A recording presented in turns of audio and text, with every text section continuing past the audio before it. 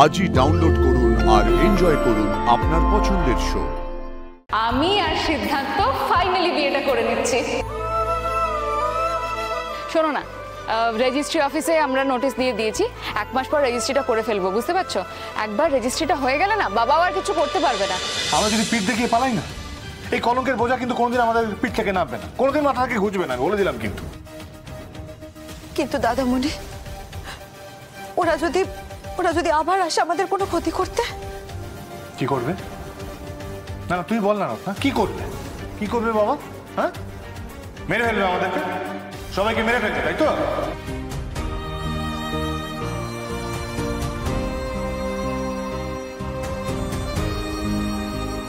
শোনে, রোজ রোজ মরার থাকে না, একদিন মরে যাওয়া ভালো। যতদিন বাঁচবো মাথা উঁচু করে বাঁচবো।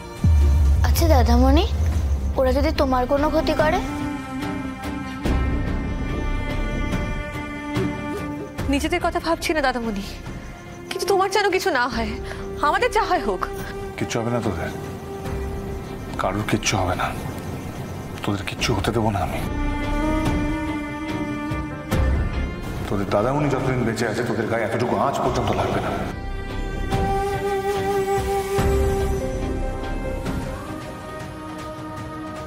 মা ভুবনেশ্বরীর আশীর্বাদ আছে আমাদের উপর, কারোর কিচ্ছু হবে না।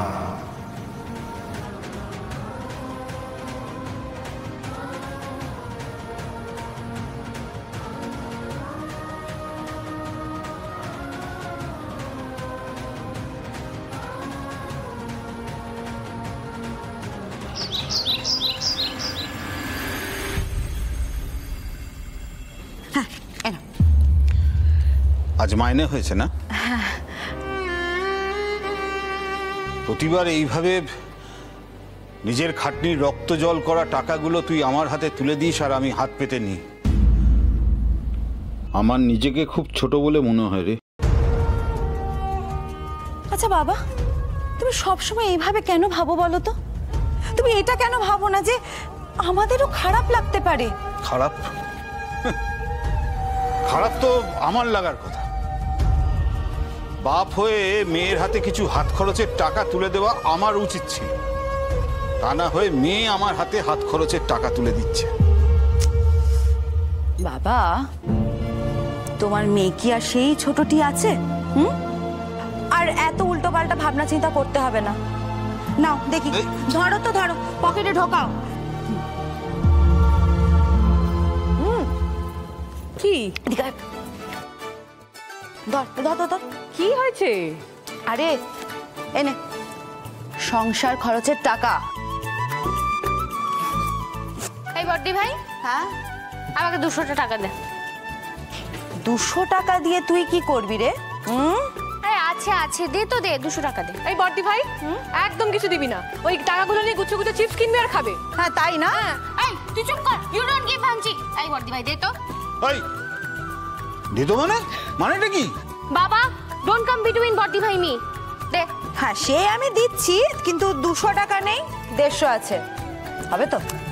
হ্যাঁ আই ম্যানেজ। সব হবে। ঠিক নিয়ে নিল বলো। বলছি তোরও কিছু লাগবে নাকি? 20 টাকা। ঠিক তো? আচ্ছা ঠিক আছে। এই হ্যাঁ, তোর আবার কিসের দরকার? আরে ছোটি ভাই আচার খাবো, স্কুলের সামনে বসে। তো বাড়িতে যে গাদা গাদা আচার, তাই খেয়ে মন ওঠে, তাই না? ছোটি ভাই তুমি না বুঝবে না, জানো তো? আমি বুঝবো না। এই ছাড় না, বাচ্চা মানুষ নিয়েছে, ঠিক আছে। তুই তো নিজের জন্য কিছুই রাখলি না বড়দি ভাই। আমার জন্য এই যে এর চেয়ে বেশি আমার লাগে না, বিশ্বাস কর। অমন করিস না বড়দি ভাই, নিজের কথাটা একটু ভাব। ভাববো নিজের কথা? তা কিভাবে ভাববো ম্যাডাম? আচ্ছা বড়দি ভাই, আজ বাদে কাল তোর বিয়ে হবে, যার সাথেই হোক, তো নিজের একটা সংসার হবে নাকি, একটা জীবন হবে নতুন, তো টাকার প্রয়োজন হবে বড়দি ভাই। আর আমি তাও ছেড়ে দিলাম, তুই যদি একটু টাকাটা জমিয়ে রাখিস, তাহলে তো তোর বিয়ের সময় তুই নিজেও একটু খরচা করতে পারবি বড়দি ভাই। বাবা, বিয়েতে আবার খরচা কিসে?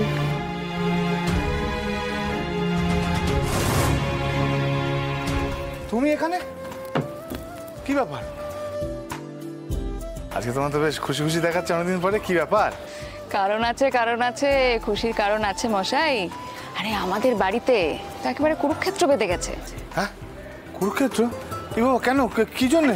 আরে শোনো, আর এই যুদ্ধে আমার মাতৃদেবী রণমূর্তি ধারণ করেছেন, বুঝতে পারলে? মানে লক্ষ্মী মা? আরে হ্যাঁ, তাহলে আর বলছি কি, আজকে প্রথমবার, জীবনে প্রথমবার আমি মাকে দেখলাম বাবার সাথে একবারে গলায় গলা মিলিয়ে চোখে চোখ রেখে কথা বলতে। মাকে না ছোটবেলা থেকে দেখছি যে বাবাকে ভয় পেয়ে পেয়ে নিজের ব্যক্তিত্বটাই হারিয়ে ফেলেছিল। আজকে মাকে দেখে না আমার মনটা একদম ভরে গেছে সোম, তোমাকে আমি বলে বোঝাতে পারবো না। এই সব কিছু নিশ্চয়ই আমার জন্যই হয়েছে, আমার জন্যই হলো এত কিছু বোধহয়। আমাদের বাড়িতে না অশান্তির কোনো কারণ লাগে না, দুজন মূর্তিমান অশান্তি বাড়িতেই বসে রয়েছে।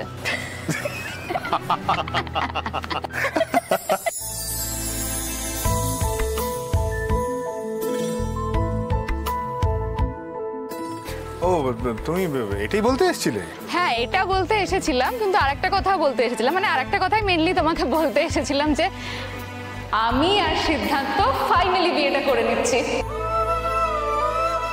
শোনো না, রেজিস্ট্রি অফিসে আমরা নোটিশ দিয়ে দিয়েছি, 1 মাস পর রেজিস্ট্রিটা করে ফেলবো, বুঝতে পারছো?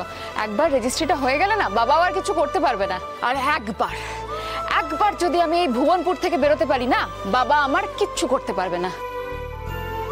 তুমি দেখো সোম, আমি একটু মুক্ত বাতাসে শ্বাস নিতে পারবো। আমি কি তোমাকে বোঝাতে পারছি আমার এক্সাইটমেন্ট, আমি কতটা আনন্দ হচ্ছে? আর একটা মাস আর সোম, এই সোম। হ্যাঁ হ্যাঁ, বলো। কি ভাবছো বলো তো তুমি? আমি তো শুনছিলাম। শুনছো? হ্যাঁ। ছাই শুনছো? আমি বলেই যাচ্ছি, তুমি কিছু বলছোই না। তুমি কি ভেবে যাচ্ছ? একটা কথা সত্যি করে বলো তো, তুমি কি আমার আর সিদ্ধার্থর বিয়েটা চাও না নাকি? মানে তুমি কি খুশি না ওই বিয়েটাতে? এ বাবা, কেন খুশি হব না? খুব খুশি, আমি খুশি তো। দেখে তো মনে হচ্ছে না খুশি। হ্যাঁ, মুখটাকে অমন করে রেখেছো। বলো তো কি ব্যাপার? হ্যাঁ, দেখে মনে হচ্ছে না? ও দেখে কি সব বোঝা যায় নাকি? দেখো, তুমি যাকে ভালোবাসো তাকে তুমি নিজের করে পাবে, নিজের করে ফেলছো, এটাই তো সব থেকে বড় খুশির খবর। আর পার্বতী, তুমি তো আমার বন্ধু, আমি খুশি নয় থাকতে পারি? আসলে কি বলতো, বাবাকে তো নতুন করে তোমাকে চেনানোর কিছু নেই, আর বাবা নিজের জেদ রাখার জন্য যা খুশি তাই করতে পারে। তাই এবারটা না আমি আর কোনো রিস্ক নেব না। একবার রেজিস্ট্রিটা করে নিলে বাবা আর কিচ্ছু করতে পারবে না। তাই সিদ্ধার্থের সাথে আমি রেজিস্ট্রির ডিসিশনটা ওই জন্যই নিলাম, বুঝতে পারছো তো? আর কিচ্ছু হবে না, তোমরা দুজন যখন রাজি তখন এই বিয়ে পৃথিবীতে কেউ আটকাতে পারবে না। এসব শুনতে ভালো লাগে সোম। দেখছো তো নিজের পছন্দের মানুষকে বিয়ে করার জন্য কি না কি আমাকে করতে হচ্ছে। বাস্তবের মাটিটা বড় শক্ত সোম। কিছু ভালোবাসা স্মৃতিতেই থাকে পার্বতী, বাস্তবের মাটিতে দাঁড়িয়ে সেই ভালোবাসার কথা না বলাই থেকে যায়।